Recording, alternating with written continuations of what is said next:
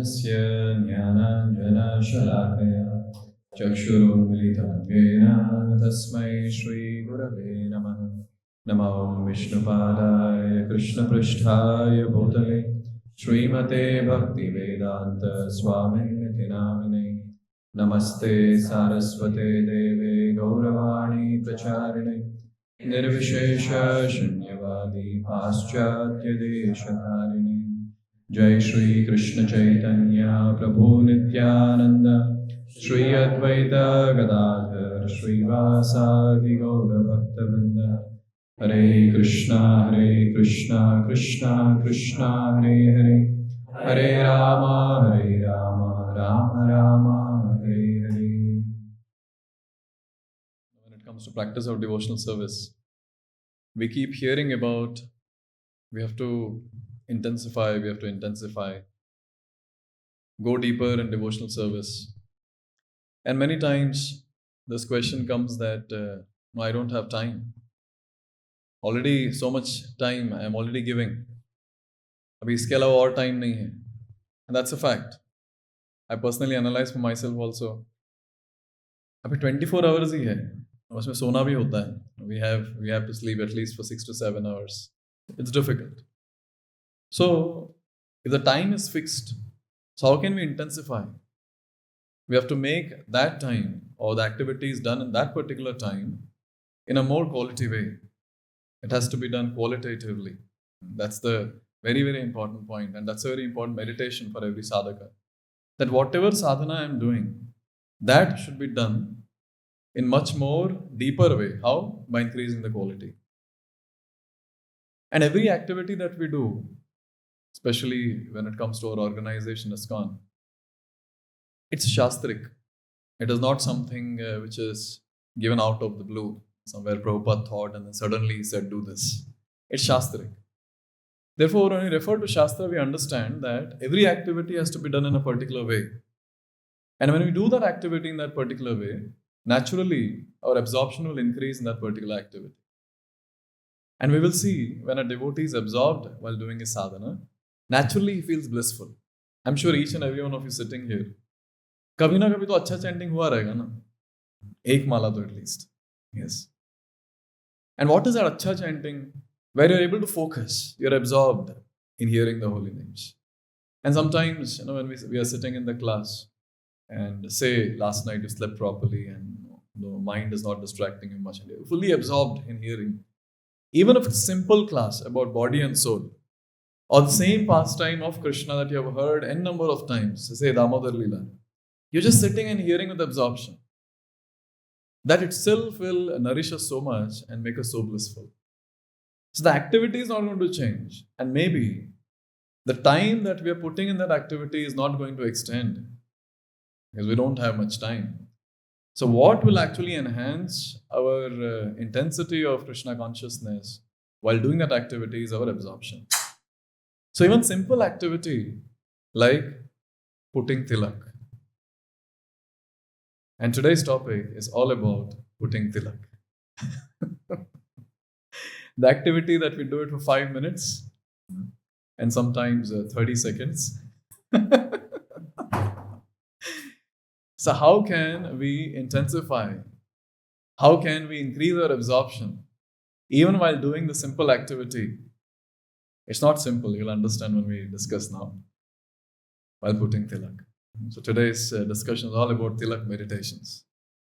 See, first and foremost, we need to understand that putting tilak is not an ordinary activity. It's not that just you put tilak to show off that, I belong to ISKCON or something like that. No. This activity of putting tilak is one of the 64 angas of bhakti. See, the 64 angas of bhakti are divided into 20 and 44. The first 20 are called as preliminary activities, which are mandatory. It has to be done. But you may or may not be doing that every day. Like, for example, taking Diksha. That happens only once in a lifetime. Yes. So that's a preliminary activity that has to be done. Like fasting on Ekadashis. That is also mandatory. It is there. But the other 44 angas, they are Sakshad angas. They're called as Sakshad angas. Like, for example, worshipping Tulasi. And serving Vaishnavas, chanting the holy names, reading Srimad Bhagavatam, ... putting tilak. That also comes. So putting tilak also is a sakshat anga of bhakti. So when I'm putting tilak, you know what I'm doing? I'm executing the instruction given by Srila Rupa Goswami in Bhakti Rasamrita Sindhu. So when you're executing an instruction given by a great acharya like Rupa Goswami, why will you not progress? We will progress. Because finally the progress depends on how nicely we are executing the instructions of the previous acharyas. That will determine our progress, quick progress in Krishna consciousness. So therefore here it's a very important point to note that putting tilak is not an ordinary activity. It is actually an important anga of bhakti, an exclusive anga of bhakti. This is the first thing to note. And what does this tilak represent? This tilak represents the lotus feet of the Lord. And if there is lotus feet on the forehead, the person is always protected. When Krishna jumped and danced on Kaliya, so Kaliya was almost puss. Uski hawa nikal gayi thi puri. And at that time, the Nagapatnis, they prayed that you please release our husband, don't kill him. And Kaliya also offered prayers that please don't kill me. And at that time, Lord Krishna, he said, okay, on one condition, you should leave this place. But Kaliya had entered Yamuna because he was knowing very well that Garuda cannot come there. Therefore, he had entered that place. So Kaliya asked, if I come out of the waters now and go out, Garuda will catch me. So immediately, Lord Krishna said, now he will pay obeisance to you. Why? Because my lotus footprint is there on your forehead. You'll be protected. Can you imagine? Yes. Such a wonderful thing. So there Krishna had personally stamped the tilak on the head of Kaliya. So in that mood, when you put tilak, we are protected. It represents Krishna's lotus feet. I came across a very nice shloka where it is said that when we put tilak, so at that time, knowingly or unknowingly, we become the property of Krishna. Knowingly or unknowingly, we become property of Krishna. And when we become property of Krishna, it's very simple. When a lady puts sindhur, so it says that she belongs to someone, she is property of someone else. She is married, she has a husband. That's what it means. Similarly, when we put tilak, we are proclaiming to everyone, we are telling everyone in publicly, I belong to someone. And that someone is the transcendental personality, Lord Shri Krishna. So now, when we become the property of Krishna, so at that time, Yamadutas cannot come close. As soon as they say, oh, property of Krishna, run away from there. Because this was an instruction given by Yamraj to Yamadutas. Don't go near those people who are actually the property of Krishna. So anyone who puts tilak, there's no question of going to hell. How's that? Happy? Hello इतने में settle हो जाते हैं, नरक नहीं जा रहे बस गोलोक तो जाएंगे नहीं, नरक तो नहीं जा रहे, चलो अच्छा है. It's a very nice thing to note that any Vaishnava who is putting tilak every day, when he becomes a property of the Lord, there is no question of going to hell. There's no question. Yes. And where is this putting tilak glorified as a means of protecting oneself? When Putana came to kill Krishna, so she came and then she fed her poisonous milk. But then Krishna, who can kill Krishna? Krishna sucked the milk, Krishna sucked the life air, killed Putana. But all the other gopis, the elderly gopis, motherly gopis, they were thinking, oh, he was touched. He was touched by a Rakshasi. So there will be some negative energy. We should remove that negative energy. We should protect him. So at that time, all the elderly gopis. Now the question comes, in the elderly gopis, even Yashoda is included? Actually, Yashoda is not included. Because Yashoda Mai, she was completely taken aback by the entire situation. She was not understanding what has happened to my Kanha. Is he okay? Is he not? She was in complete trauma at that time. So all the other elderly gopis, they took charge. They got the baby. And they did this. Please repeat. Gomutrena snapayitva punargo rajasarbhakam raksham chakruscha shakrata dvadashangeshu namabhi. So how many places do we put tilak? 12 places. And that's called Dwadash. And these elderly gopis, what they did is, they got Krishna. First thing that they did is, Go Mutrena Snapayitva. They washed, they bathed the Lord with Go Mutra. We can also try doing that. And yes, I heard that people put some Dettol, the liquid in the bucket, and they take baths. So instead of that, Go Mutra is best. Punar Go Raja Sarbhakam. And then the dust of the feet of go, those cows, that was taken and smeared on the body. Third thing, Raksham Chakrus Chakrata Dvadashangeshu Namavi. And then, using cow dung, they put tilak on the body of the Lord at 12 places, specifically given here, 12 places. And what was the mood when they were putting tilak at 12 places? The mood was, Oh Lord, please protect our baby. That was the mood. And they were chanting also when they were putting tilak on the forehead. Oh Keshava, please protect our baby from this. And then the next one. Oh Lord, please protect our baby from this. So they have different personalities. They're taking different names of the Lord with one mood, that please protect this part of the body of our baby, this part of the body of the baby, with from these negative energies, etc., etc. This was the mode. So here we understand very clearly that when we put tilak, the activity itself is glorious because it's an anga of bhakti, as given by Rupa Goswami. Another very important thing is, we become the property of Krishna. And when we become property of Krishna, we are protected. Now comes the question, how to put tilak. Srila Jiva Goswami quotes a verse from Padma Purana. And it's a very famous verse, which talks about specifically, because sometimes people might ask, why here only you put tilak? Why here only near Nabhi? Why here only just below your neck? So what is the proof? And here is the proof, which Jiva Goswami quotes. Please repeat. Lalate Keshavam Dhyaye Narayanam Mathodare Vakshasthale Madhavam tu Govindam Kantha Kupake. You're able to understand? I need not describe, yes? Lalate Keshavam Dhyayen Narayanam Athodhare, and then Vakshasthale Madhavam tu Govindam Kantha Kupake. Yes. And then Vishnum cha dakshine kukshav. Yes. Then Bahu cha madasudanam. Trivikramam kandaretu. So Madhusudan, then Trivikram, and then Vamanam Vama Parshvake.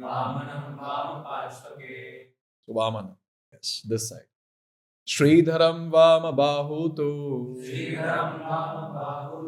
Rishikesham tu Kandare. Prishthe cha Padmanabham cha. Katyam Damodaram Nyase. It's self-explanatory. For all those who are putting tilak every day, 12 places. And then we also chant one extra name that's called Vasudeva. Whatever tilak means, Vasudeva. Yes. So in this way, we put tilak. But see, in this, what it is said, it's not just chanting the name. Like the first line says, Lalate Keshavam Dhyayen.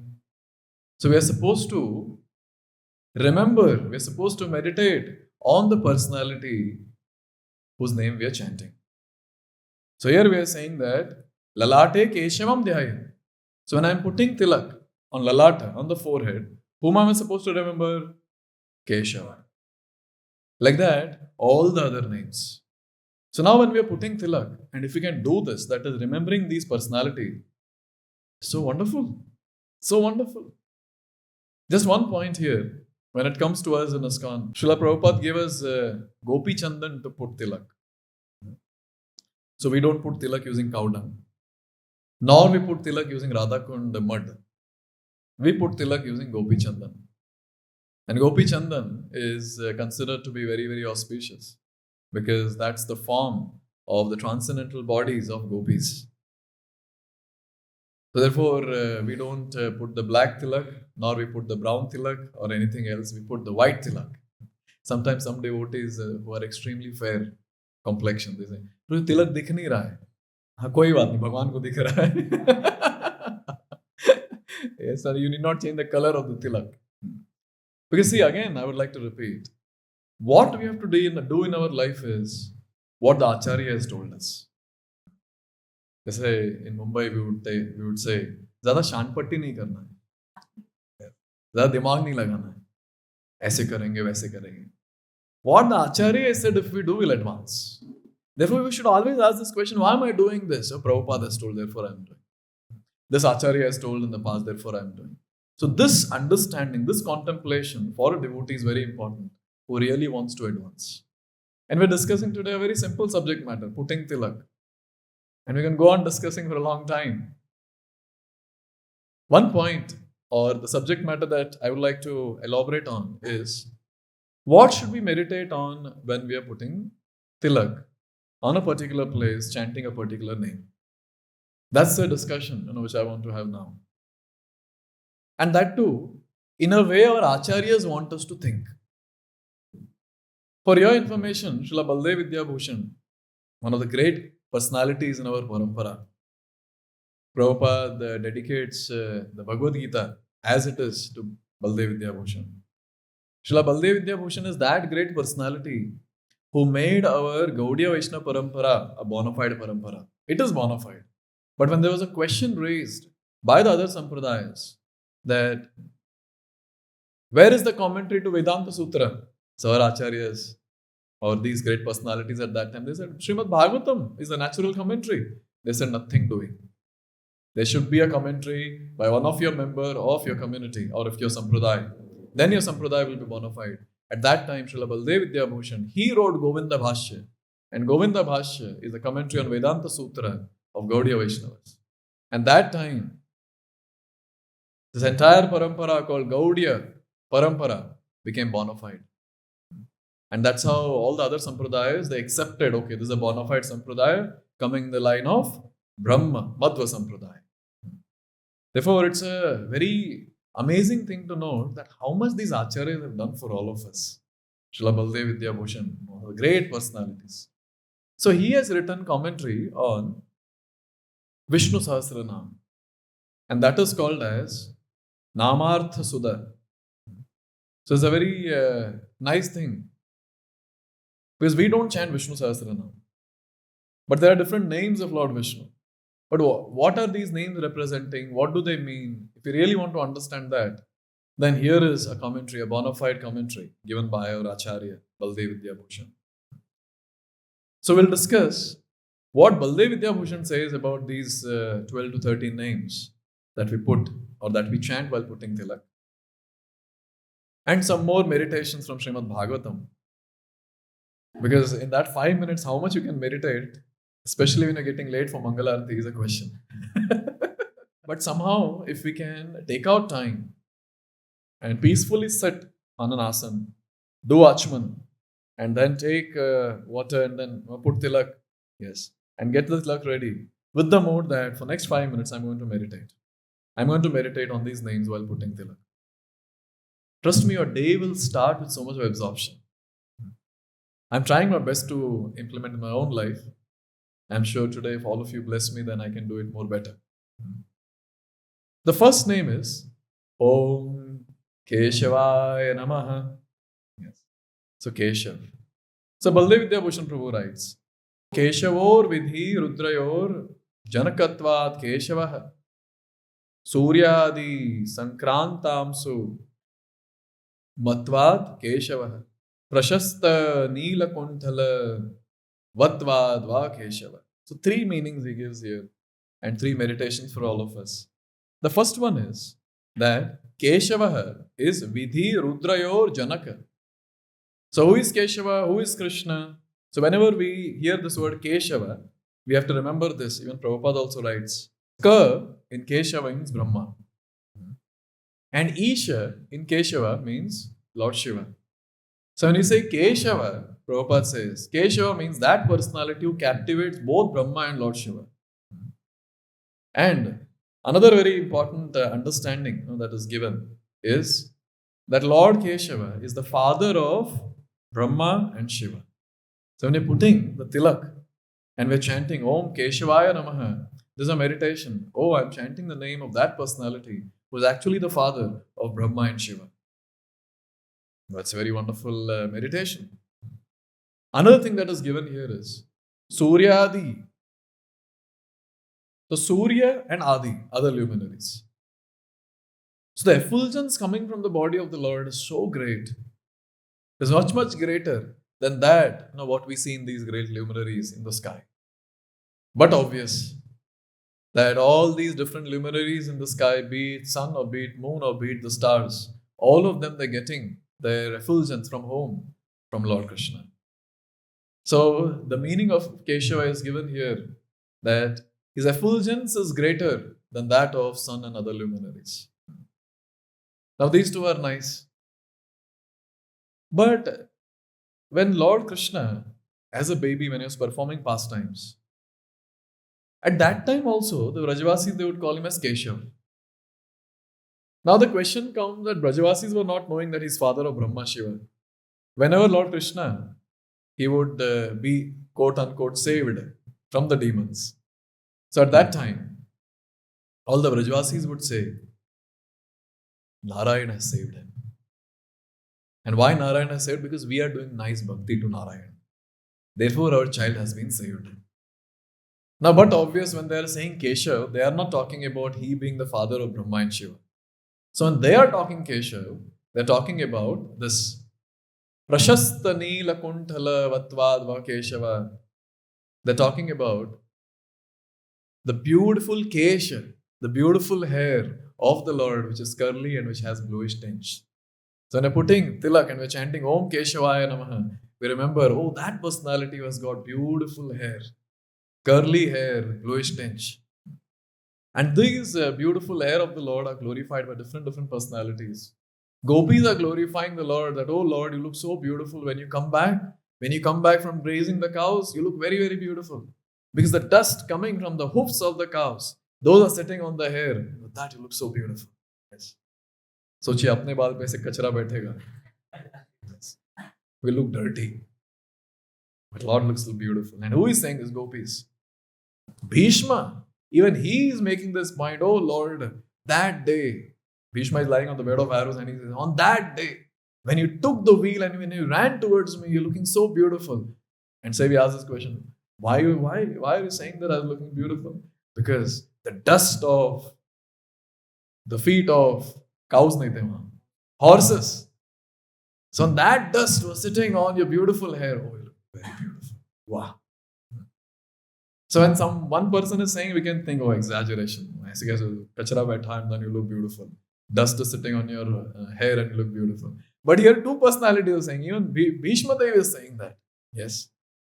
So whenever we're putting tilak and chanting Om Keshavaya Namaha, we can meditate on the beautiful form of the Lord having the beautiful curly hair with bluish tinge. And also another meaning of Keshava is that person who killed dash demon. Keshi demon. So you can always read that pastime. And when you're putting the tilak, you can meditate on that pastime also. So what Krishna did is, when Keshi came with the mouth open, he wanted to eat up Krishna. So what Krishna did is, he put his hand inside Keshi's mouth. And now, only Krishna knows how to handle which animal. When Arishtasur came, he held the horns. When the donkey came, Dhenukasur, he held the hind legs. And now when it comes to Keshi, he put his hand inside the mouth. And the Acharyas describe that when he put his hand inside the mouth, Keshi was feeling terrible burning sensation. And looks like the hand also expanded a bit. And he was choked, not able to breathe. And Haribo. That's how Keshi was killed. So who killed Keshi? Keshava killed Keshi.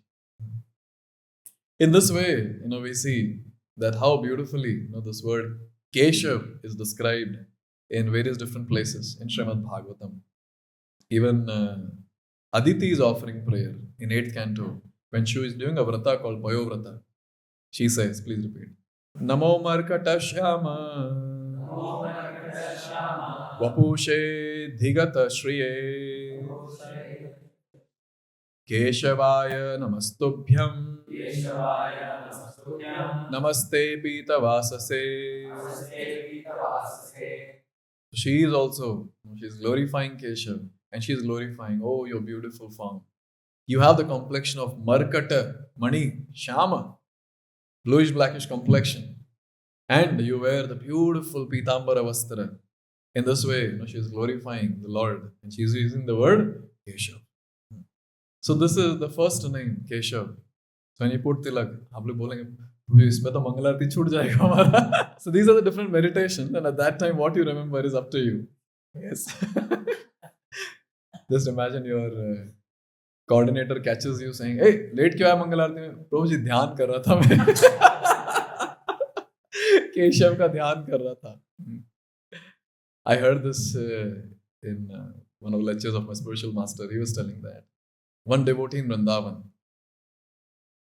he attained the eternal abode just by putting tilak.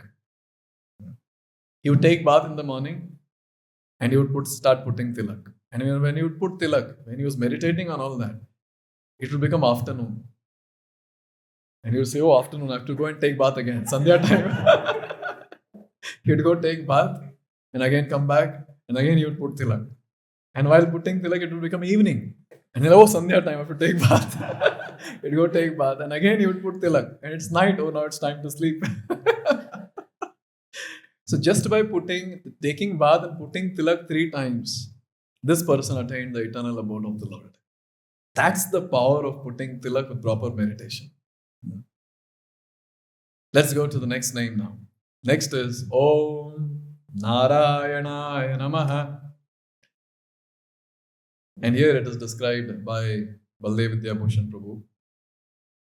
Narat Purusha Jatani Karanam Buni Tattvani Va Narani Tanya Ayanam Asya Narayana Nara Jiva Ganastesham Ayanam Pravritir Yasmat Sa Tatyetya Antaryami Brahmanad Ityeke. So first thing is, who is Narayan? That personality who is resting on the causal ocean. He is Narayan. This is the first thing that he is saying. And where does this causal ocean come from? Yes, it has come from him only. The ocean has come from him. And then he's resting on that ocean which has come from him. And second thing that he says is, Narani. He's mentioning this word, Narani. He is the shelter of all the elements. Narani. And all the jivas that emanate from him. So when I'm putting this Tilak Narayan, we remember the greatness of the Lord, that how everything in this world has come from this great personality. Everything. So just the thought, Ham Sarvasya Prabho Matta Sarva Pravartate. Everything has come from the Lord, both material and spiritual worlds. All the elements that I look around has come from the Lord. That Narayan's name I'm chanting. And very, very important to note, he is the source of all the jivas. This is what is highlighted by Baldev Vidyabhushan Prabhu, and he's saying he's the source of all the jivas. So when I'm putting tilak, I'm remembering my source. Oh, Narayan, he is my source. In Srimad Bhagavatam, there's another very nice, sweet meditation. When Garga Muni had come to Nanda Maharaj's place, Nanda Maharaj, very, very intelligently, he convinced Garga Muni that you please give names to our sons. And at that time, Garga Muni, he repeated or he manifested the 2 names, or I can also put it as the beautiful names of Krishna and Rama or Balram, manifested from the lotus mouth of Gargamuni. And at that time, glorifying Krishna, Gargamuni says this. Tasmanandatmajoyam te Narayana samogunai Shriya kirtyanubhavena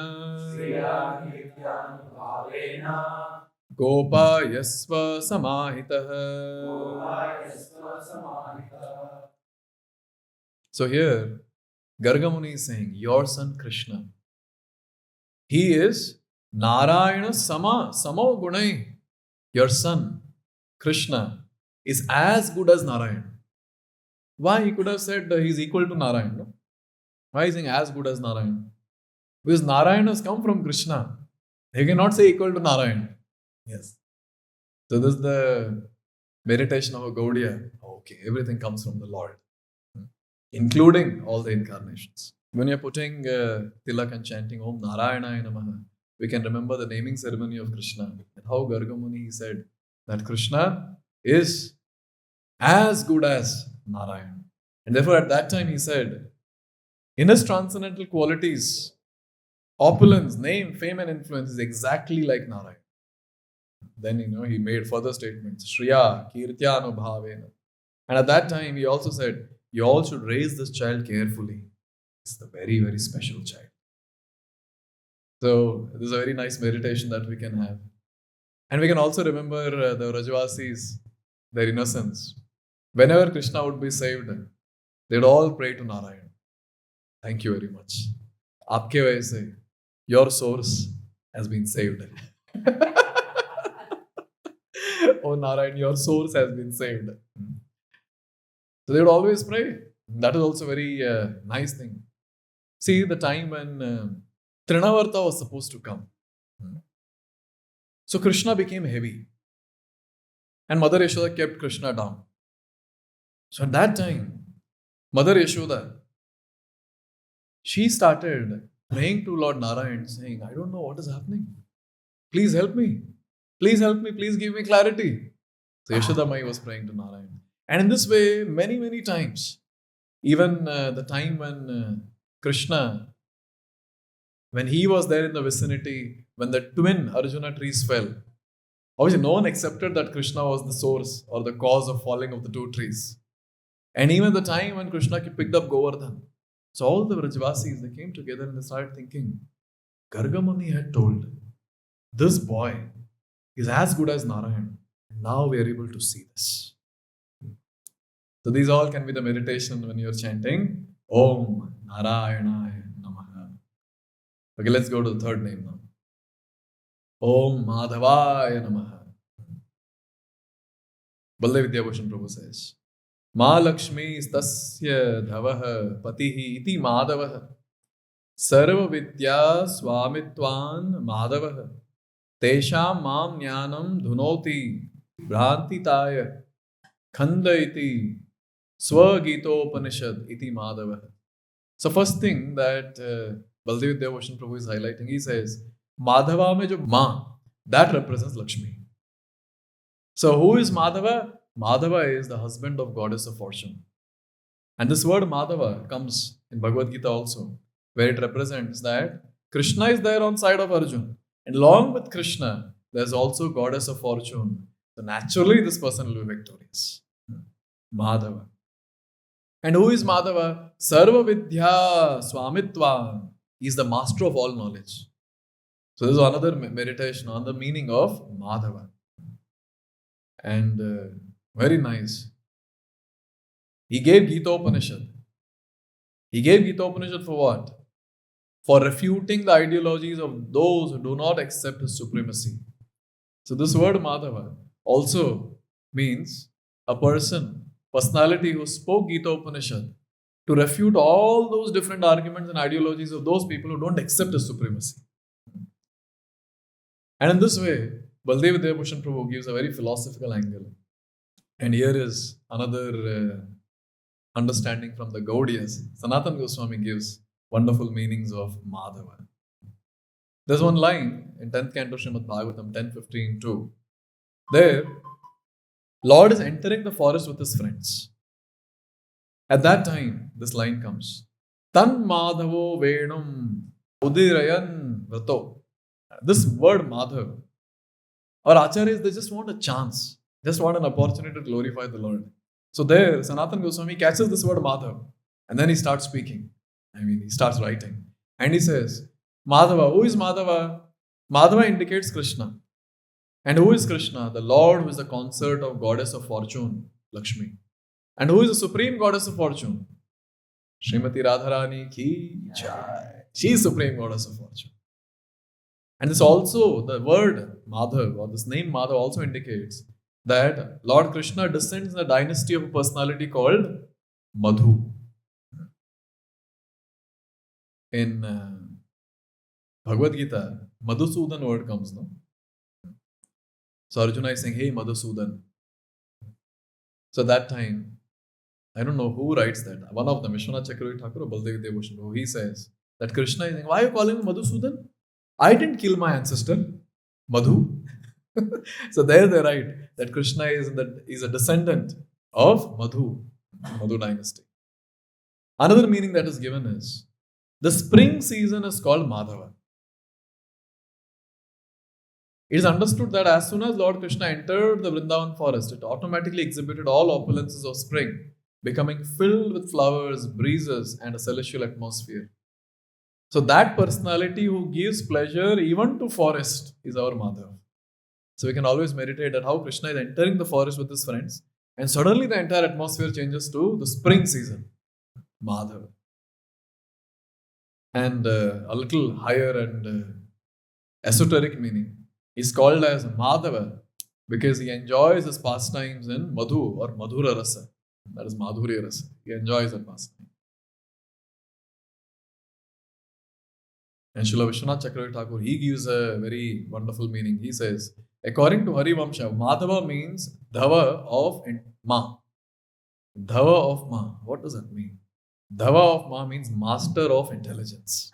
So here Ma also represents intelligence, and Dhava is master, the master of intelligence. Sufficient meditations for the word Madhav. So it's very important to have at least one of them when you're putting Tilak. And every day we can have a new one. So bore bhi nahi honge fir. Yes. And we can be absorbed also. This is Madhav. So we discussed Keshava, Narayana, Madhava. Next is Govinda. Gavas tesham stuti vachasta vindati iti Govinda. Rasatala gatam gam bhumim vindati iti Govinda. So what is this word Govinda means? Govinda means that personality who is praised, Gavas tesham stuti vachas, by his unalloyed devotees. So when we hear this name Govinda, immediately we should remember that how all the devotees, they come together and glorify Krishna, Govinda. Second is, that personality who retrieved the earth, fallen from the Rasatala, that personality is Govinda. He got the earth go back to its position. Therefore, he is Govinda. So here the meditation is very nice. That okay, Krishna picking up the earth and putting back into its orbit. Govinda. In another place, in Brihad Bhagavatamrita, Sanatana Goswami says, Govinda means the Indra of the cows, the king of the cows. He is Govinda. Another very nice thing, Vinda means to give pleasure. Tell me the different meanings of go. Senses, cows, gopas, gopis, and okay, hint. When Krishna would walk on Govardhan. Govardhan we bol sakte. Yes, Govardhan also is there. Yes, it's also Govardhan. When he would walk on the land, there would be one personality. He would be very, very happy and jubilant. Hair standing on end. Grass is hair standing on end. Earth. She herself, she is go. And she would be greatly pleased when Krishna would walk on her. So therefore, the one who pleases gopis, gopas, cows, senses, earth, Govardhan, all of them, he is Govinda. Abhi Govinda naam aaya kahan se? This is a very nice meditation. Please repeat. Shri Shukavacha Evam Krishnam Upamantria Surabhi Payasatmanah Jalair Akasha Gangaya Airavata Karodhratai Indra Surarshibhi Sakam Chodito Deva Matribihi Abhaya Sinchata Dasaram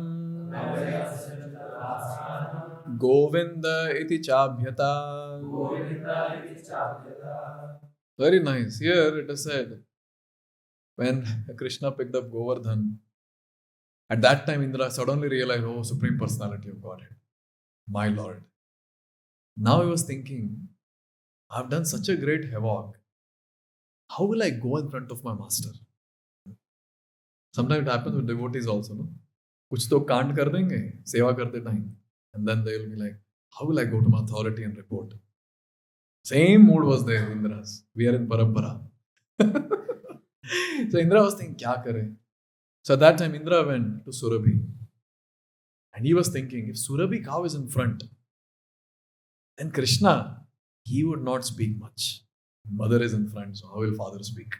That was his mood. They took Surabhi. Surabhi is in front and Indra is behind. And at that time, he started offering prayers. Krishna was satisfied.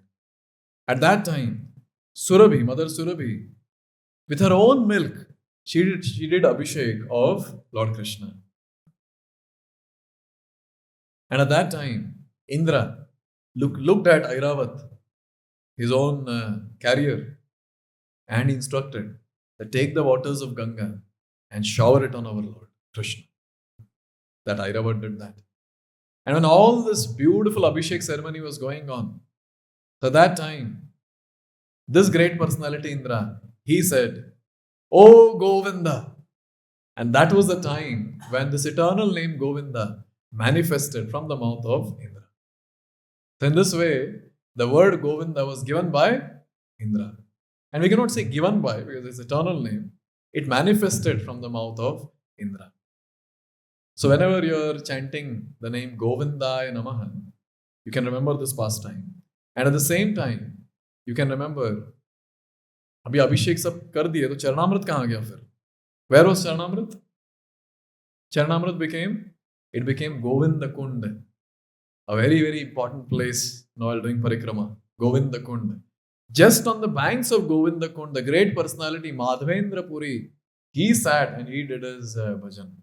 Yes, the fifth name is Om.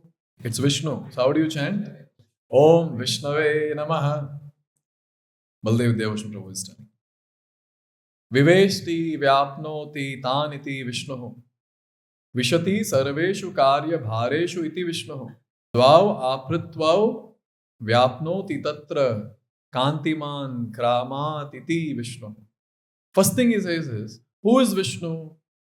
The person who is all pervading in the entire universe. He is Vishnu. Vishnu means the one who enters. Vishwate. He enters. Where has he entered? He has entered in all the universal elements.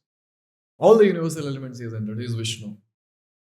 And he is that personality who pervades. Sarveshu Karya Bhareshu iti Vishnu.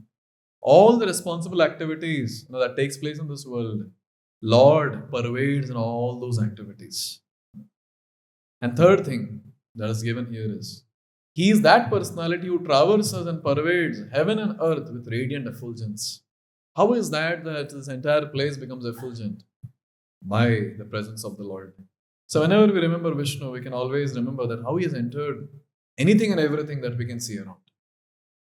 That is his greatness. Sanatana Goswami, he calls out this name in Damodara Ashtakam. Where he calls out in Damodara Ashtakam. Namo Deva Damodarananta Vishnu. So here Sanatana Goswami, when he is writing commentary, in his beautiful commentary, the Damodara Ashtakam, he says, Vishnu represents Sarva Vyapaka. And specifically, where is this Vishnu? Because this Vishnu, when Sanatana Goswami is saying Vishnu, he is not talking about the 400 personality, he is talking about Krishna. So specifically, he says, Sarvavyapaka, that personality who has entered each and every place in Sri Vrindavan Dham, he is Vishnu, Krishna. And also another thing that he says is, that personality who does not like to leave Vrindavan ever, he is Vishnu. And a very nice pastime in Dwarka, how much intensity with which Krishna remembers Vrindavan is very clear. In the middle of the night, suddenly Krishna gets up and starts chanting Vrindavan, Vrindavan, Vrindavan. And that's how, in the series of this pastime, Lord Jagannath manifests in Dwarka. Therefore, it's a very nice thing to note when we are putting Tilak and chanting the name of Vishnu, we can always remember that how Krishna is all pervading Vrindavan and how he does not want to leave Vrindavan. Another very esoteric meaning that is given is that Krishna is fond of entering the caves of Vrindavan for doing various different pastimes. This is another meaning that Sanatana Goswami gives. This is Vishnu. This fifth name. Sixth name, Madhusudan. Now the description becomes a little smaller. One line Baldev Devotion Prabhu is giving. Madhu samaratrinam samsaram nishuddhyati iti Madhusudanah. So who is Madhusudan? That personality who destroys the material bondage of anyone who remembers him. Madhusudan. So whenever putting Tilak and chanting Madhusudan, we should remember that personality who is going to sever the material bondage in my life. He is Madhusudan. And obviously, Madhusudan, very famously, is understood by the devotees as killer of Madhu, demon, not the ancestor Madhu. Madhu, demon. And little more sweet meanings now. Madhu means honey. So Madhusudan means that personality who defeats honey in sweetness. Say someone who is more sweeter than honey, it is Madhusudan, Krishna. Now another nice thing. There is something which is very, very sweet like honey in our life. Can you tell me what is that? Okay, money, yes. Money is sweeter than honey. But see, beggars like us, we don't have money. So it's not valid. So it has to be universal. Yes. Everyone should have. You know what is that sweetest thing that we have which is much more sweeter than honey? And our Acharya says, Sridhar Swami is saying, false ego. False ego is very, very sweet. Very, very sweet. And this false ego makes the person forget his own identity. It intoxicates everyone. No one wants to give a false ego. Huh? No one wants to give up. The operation that Krishna does is on this false ego.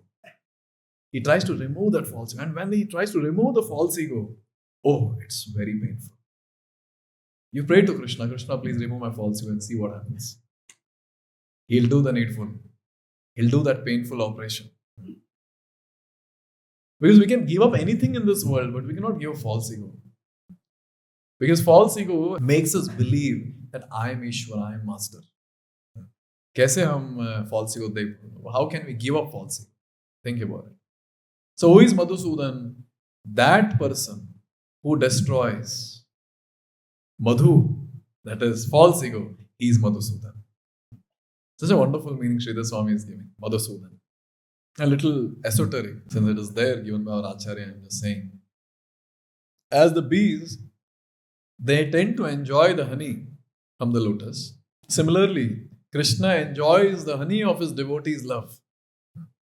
Another meaning that is given, this is very nice. Madhu Shiram Shuddhyati Nashayati iti Madhusudana. That person who does Sudan of Madhu. Madhu is milk and Sudan is to break. So that person in his childhood pastimes would break the pots of milk. He is Madhusudan. Now you have enough meditations when you're putting Tilak and chanting the name Madhusudan, you can remember all these different things. And especially Krishna's butter stealing pastimes. Seventh one. Tivikramaya Namaha. So what can the meditation be at this point? Trishu Vedeshu Kramo Gatir Asya iti Tivikramaha. That person who is the shelter of the three Vedas, he is Tivikrama. And another very nice meditation is that person in 3 steps who covered the entire universe, he is Trivikrama. How great our Lord is. How great. That's a very important meditation, because when you remember the greatness of the Lord, then it's very natural and very easy to take shelter of the Lord. Yes. So these are the names by which we can remember the greatness of the Lord. Oh, he did that wonderful feat of covering the entire universe, actually with his only 2 feet or 2 foot steps. And 3rd foot we know where he kept. Yes, on the glorious devotee, Bali Maharaj. So Bali Maharaj is part of the universe, so we can say in 3 steps he covered the entire universe. So this is Trivikrama. 8th name is Vamana. Again, very beautiful. Indra Upakriti Phalaya Bali Chalayati Vichitra Rishva Vatu Veshatvad Vamana. You can remember the conversation of Vaman Dev with Bali Maharaj. Bali Maharaj, he tells to Vaman Dev, "Oh Brahmana, you have come to my place. Ask whatever you want." And Vaman Dev, he says, "I just want 3 steps of land." And Bali Maharaj, 3 steps of land? Okay, look at these demons standing behind. Their feet is big. So with their foot, I would give you 3 steps of land. And Vaman Dev at that time, he says, "Nahi, mere foot se chahiye. My own footsteps." And Bali Maharaj at that time said, "Oh, this small Brahmana boy does not understand. These Brahmanas are like this. He's not understanding that with these 3 steps of land, what will he do?" At that time, he did the mistake of thinking, "Itne chote to hai iske pair. Such small foot. With this, what will he do?" And he told also that actually you're not very intelligent. And see, if you have come to Bali, who is the king of 3 worlds, at that Vaman they might be thinking, acha, 3 worlds. Yes. Who is the king of 3 worlds? You're coming to me for begging. And from my place, we go to someone else's place because you've not got sufficient alms. It will be an insult on me. Therefore, ask something more. And at that time, Vaman Dev, he tells philosophy. He says that person who is not satisfied with whatever he has, he cannot be satisfied even if the entire opulence of the entire universe is given to him. Therefore, I want to be satisfied with just 3 steps of land. And Bali Maharaj like, "Arre, ye bacche ko kaun samjha? Chalo, le lo." And that is the time when Shukracharya comes and says, "Arre, bachcha nahi hai, he is Vishnu." And Bali Maharaj says, "Theek hai, it's okay." So this conversation we can remember that how Vaman Dev, he goes to Bali Maharaj just to deliver Bali Maharaj and deliver the kingdom to Indra. So this pastime can be remembered when we're chanting the name Vamana. Another nice meditation that we can have is Gaudiyas. Gaudiyas means followers of Gauranga or worshippers of Gauranga. So I was thinking what thing we can remember when we chant the name Vamana. Chaitanya Bhagavat helps us. There was a very wonderful ceremony which Jagannath Mishra had organized. And that wonderful ceremony was Upanayana Samskar of Nimai. Upanayana Samskar is thread ceremony. So on the day of Upanayana Samskar, so many wonderful things took place, miraculous things took place. But one thing which in Chaitanya Bhagavat Vrindavan Das Thakur is highlighting, he says, "Haila Vamana Rupa Prabhu Gaura Chandra Dekhite Sabar Bade Parama Ananda." So when everyone looked at the beautiful form of Nimai with a thread around, immediately everyone remembered Vamana. Yes. So for us, we can remember Upanayana Samskar of Nimai when we are chanting the name Vamanaya Namaha. Okay, the 9th name, Sridharaya Namaha. Atma Bhutam Tam Shriyam Dharayati Vahanir Iva Ushnatam Iti Sridharaha. So who is Sridhara? That personality who holds Shri. He is Sridhara. Dhara to hold. And Shri is Lakshmi Devi. So where does Lord hold Lakshmi Devi? On the chest. The Srivatsa mark that is there on the chest, on the right side of the Lord's chest, the golden stripe, there Lakshmi Devi resides. But she does not actually like to reside there. Where does she like to reside? At the lotus feet. As a great devotee, she always wants to reside at the lotus feet. Another very important thing is, who is Sridhara? One who holds Shri, the supreme goddess of fortune, Srimati Radharani. Yes, he is Sridhara. In this way, this beautiful name Sridhara is described. And how does he hold? How does he hold? Like fire holds the heat. Can fire and heat be separated? No. Similarly, Krishna and Srimati Radharani can never be separated. Sometimes people get confused with the description, the philosophical understanding of energy and energetic. And they say, you all say that energy does everything. So what is Krishna doing? Actually, energy and energetic can never be separated. Like the heat can never be separated from fire. So when you're chanting the name Sridhara, you can remember that how Krishna and Srimati Radharani can never be separated. Energy and energetic can never be separated. The 10th name, Rishikeshaya Namaha. Rishikani Tesham Indriyani Ishte Niyamayatiti Rishikeshaha.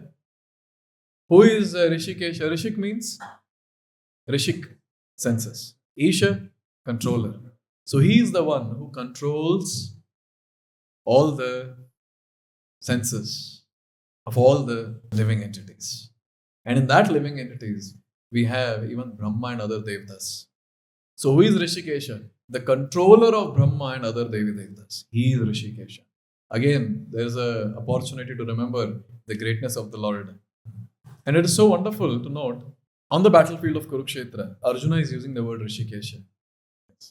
And he is saying, oh Lord, the way you are controlling the senses, please control my existence also, now here on the chariot.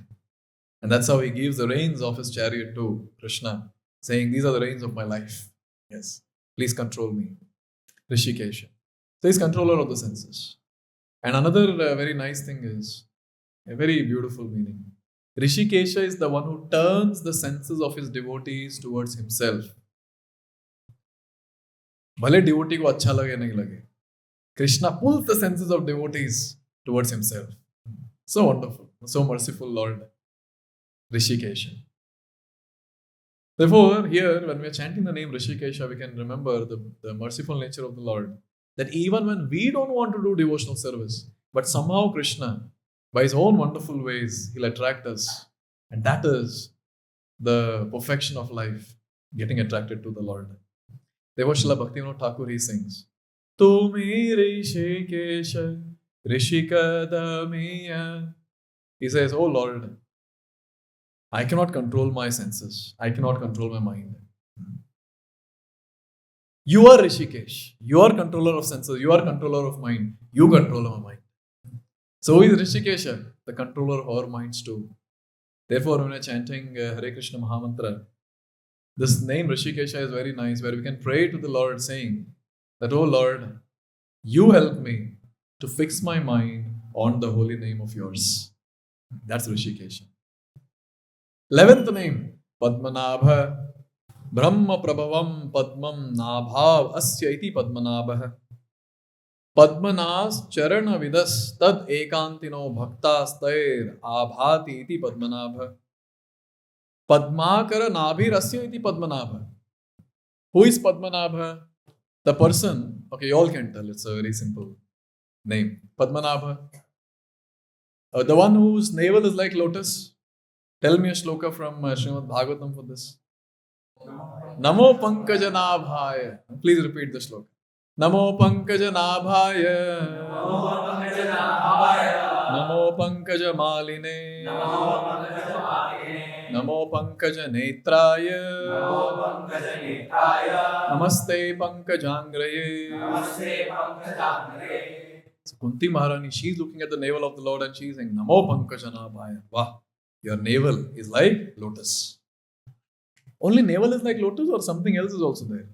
Nabhi is like lotus, उसमें से lotus भी निकलता है. The lotus sprouts from the navel of the Lord where Brahma takes birth. Therefore it is called as lotus navel or Pankaja Nabha. Any other meaning? Here, one meaning that Baldev devotion Prabhu is giving. Lord shines along with his pure devotees who realize his lotus feet. So who is this Padmanabha? Padmanabha is that personality who's worshipped, whose lotus feet is worshipped by the devotees. And the Lord shines with his pure devotees who realize his lotus feet. Padmanabha.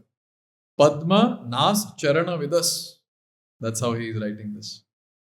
So this is Padmanabha. Very beautiful. 12th name.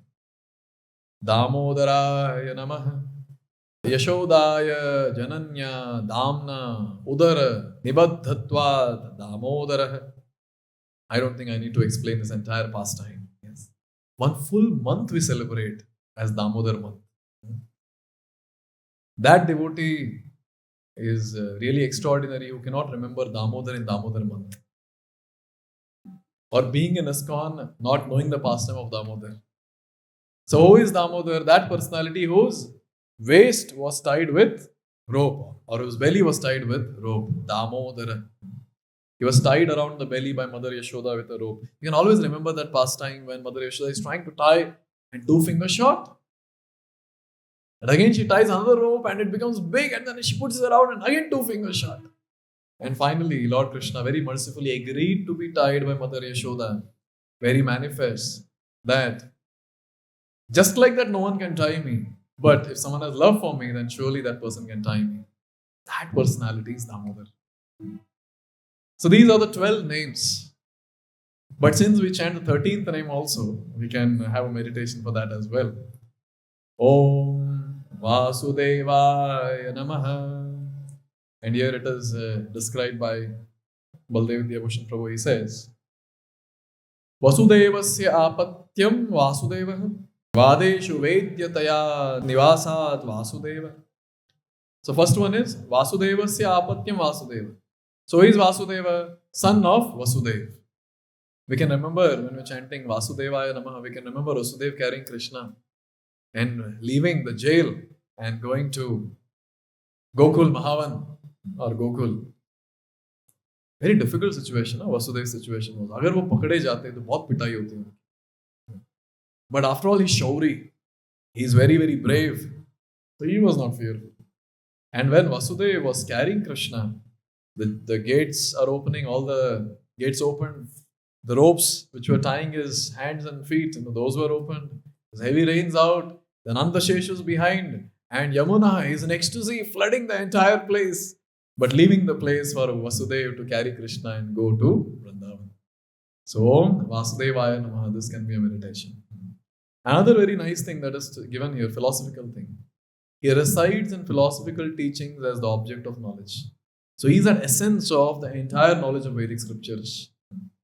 Another very nice thing that is given is, he lovingly cares, protects the Pandavas and Yadus and performs pastimes with them. He is Vasudeva. So these are the 13 meditations that we have for Tilak.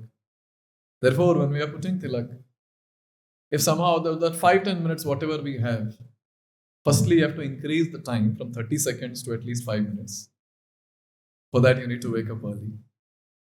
And then you need to sit on a mat. And then when you put the Tilak and chant these names, then you can have these meditations. And this will be very, very nourishing for the devotee early in the morning. Another very important thing, when we are nicely putting the Tilak, I'm not talking about the shape, just make sure it somewhat looks like Gaudiya Vaishnava Tilak. Yes. When you're putting Tilak, remember, it's not just that Lord will protect us and we become property of the Lord and all that we discussed. Along with that, the devotee, he gets a great merit of building temple. So when you put Tilak and chant Om Keshavaya Namaha, you're building one temple. You get the credit for building one temple of Lord Vishnu. So kitna temple hua fir? At a time, 13 temples. And that devotee who has a stomach upset. So many temples will build at And therefore, those devotees who take 3 times bath in a day, three sandhyas, to chant the Gayatri and chant the holy names, to worship the Lord as pujari say or whatever, They'll put 36 times Tilak. 36 names will be chanted. So 36 temples are built. Therefore, anyone who does this sadhana bhakti properly, all that what the outsiders might get by doing some pious activity, they will get it just like that. Can you imagine getting the credit for building 36 temples in a day? And like that every day if we do, for whatever 60 years we want to live, if Lord wants us to live. Yes. Glorious. It's glorious.